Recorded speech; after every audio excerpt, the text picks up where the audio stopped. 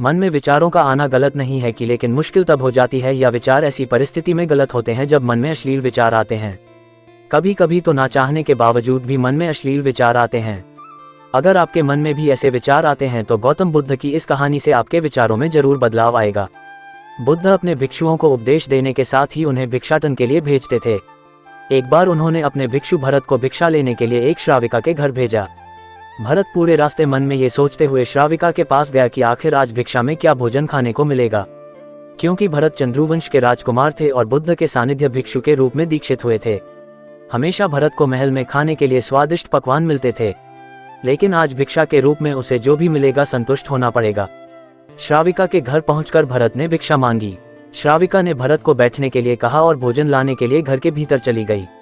इधर भरत फिर से अपने प्रिय भोजन के बारे में सोचने लगे और जैसे ही श्राविका भोजन लेकर आई तो भरत अचंभित रह गए।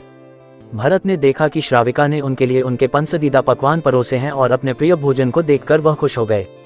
भोजन ग्रहण करते हुए भी भरत सोच रहे थे कि महल में तो उन्हें भोजन के बाद विश्राम करने की आदत है, लेकिन आज उन्हें भोजन के बाद वापस तेज धूप में चलकर आश्रम जाना होगा। लेकिन भोजन के बाद श्राविका ने भरत को कुछ समय के लिए विश्राम करने का आग्रह किया। भरत फिर से खुश हुए कि आखिर आज उनके मन की सारी इच्छाएं कैसी पूरी हो रही है।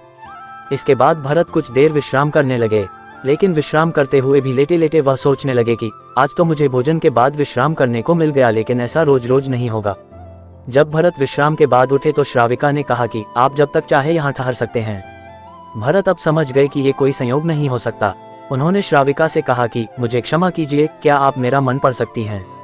श्राविका ने हाँ में उत्तर दिया और कहा कि हाँ मैं मन पढ़ सकती हूँ। शुरू में ये कठिन था, लेकिन फिर मैंने स्वयं के मन विचारों को देखना शुरू किया।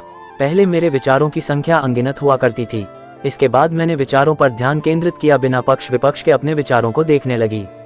इस तरह से धीरे धीरे मेरे मन में विचारों की संख्या कम होती गई और सारे व्यर्थ विचार दूर हो गए।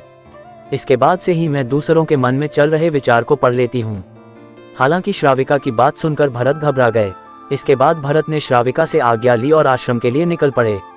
रास्ते में भी भरत फिर से मन में आए विचारों का स्मरण करने लगे कि श्राविका के बारे में उसके मन में अश्लील विचार भी आए थे। श्राविका ने उसे भी जान लिया होगा, वह मेरे बारे में क्या सोचती होगी। भरत खुद को लज्जित महसूस कर रहे थे। भरत ने आश्रम पहुंचकर गौतम बुद्ध से कहा कि अब मैं कभी भिक्षाटन के लिए नहीं जाऊंगा।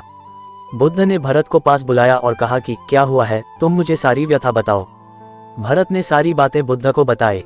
इसके बाद बुद्ध ने कहा कि अगले एक हफ्ते तक तुम भिक्षाटन के लिए उसी श्राविका के घर पर जाओगे, लेकिन तुम्हें इस बात का ध्यान रखना होगा कि कल भिक्षाटन के लिए जाते हुए तुम अपने चित्त को पूरे होश में रखना। तुम्हारे भीतर क्या विचार उठे उन पर ध्यान केंद्रित करना और यह भी ध्यान रखना कि तुम्हारे मन में कौन सी वासना उठ रही है।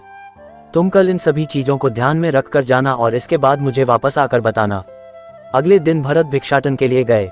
बुद्ध के बताए अनुसार वह पूरे रास्ते अपने होश को जागृत रखते हुए चल रहे थे। जब श्राविका का घर आया तो भरत ने भिक्षा मांगी। उसके भीतर कोई वासना नहीं थी और ना ही कोई विचार उत्पन्न हो रहे थे, क्योंकि उसने अपने मन को पूरी तरह जागृत रखा था। भरत ने भिक्षा ली और आश्रम चला गया। भरत ने बुद्ध को प्रणाम किया और कहा कि आज उसे जिस आनंद की अनुभूति हुई वह पहले कभी नहीं हुई।